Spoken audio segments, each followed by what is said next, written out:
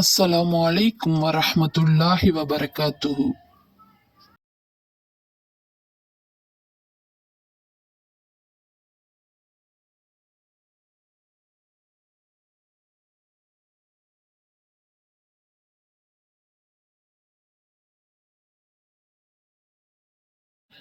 எங்கள் இறைவனே, உன் தூதர்கள் மூலம் எங்களுக்கு நீ வாக்களித்ததை எங்களுக்கு தந்தருள் புரிவாயாக. மறுமை நாளில் நீ எங்களை இழிவுபடுத்தி விடாதே. நிச்சயமாக நீ வாக்குறுதி தவறுபவன் அல்ல என்று பிரார்த்தனை செய்து கொண்டிருப்பார்கள். ஆதலால் அவர்களுடைய இறைவன் அவர்களுடைய பிரார்த்தனையை அங்கீகரித்துக் கொண்டதுடன், உங்களில் ஆண் பெண் இரு பாலரிலும் எவர்கள் நன்மை செய்த போதிலும் நிச்சயமாக நான் அதை வீணாக்கிவிட மாட்டேன். ஏனென்றால் உங்களில் ஆணோ பெண்ணோ ஒருவர் மற்றொருவரில் உள்ளவர்தான். ஆகவே கூலி கொடுப்பதில் ஆண் பெண் என்ற இரு பாகுபாடில்லை.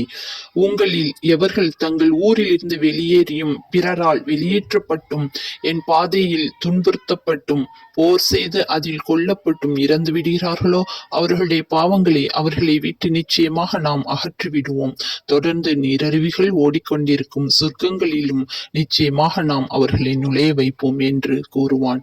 இது அல்லாஹ்வினால் அவர்களுக்கு கொடுக்கப்படும் நன்மையாகும். அல்லாஹ்விடத்தில் இன்னும் இதைவிட மிக்க அழகான வெகுமதியும் இருக்கிறது. நபியே, நிராகரிப்பவர்கள் பெரும் வியாபாரிகளாகவும் செல்வந்தர்களாகவும் ஆடம்பரமாக நகரங்களில் சுற்றித் திரிந்து கொண்டிருப்பது உம்மை மயக்கி ஏமாற்றிவிட வேண்டாம். இது அற்ப சுகமாகும். இதற்கு பின்னர் அவர்கள் தங்குமிடம் நரகம்தான். அது தங்குமிடங்களில் மிக கெட்டது. ஆயினும் எவர்கள் தங்கள் இறைவனுக்கு பயந்து ஒழுங்காக நடந்து கொள்கிறார்களோ அவர்களுக்கு தொடர்ந்து நீரருவிகள் ஓடிக்கொண்டிருக்கும் சொர்க்கங்கள் உண்டு. அதில் அல்லாஹ்வின் விருந்தினர்களாக என்றென்றுமே தங்கிவிடுவார்கள். நல்லோருக்காக அல்லாஹ்விடம் இருப்பது மிக சிறந்ததாகும். நம்பிக்கையாளர்களே, வேதத்தையுடையவர்களில் நிச்சயமாக இப்படியும் சிலர் இருக்கின்றனர். அவர்கள் அல்லாஹுவையும் உங்களுக்கு அருளப்பட்ட இவ்வேதத்தையும் அவர்களுக்கு அருளப்பட்ட மற்றவற்றையும் நம்பிக்கை கொண்டு அல்லாஹுவுக்கு பயந்து நடக்கின்றனர். அவர்கள் அல்லாஹுடைய வசனங்களை கொடுத்து சொற்ப கிரயத்தை பெற்றுக்கொள்வதும் இல்லை.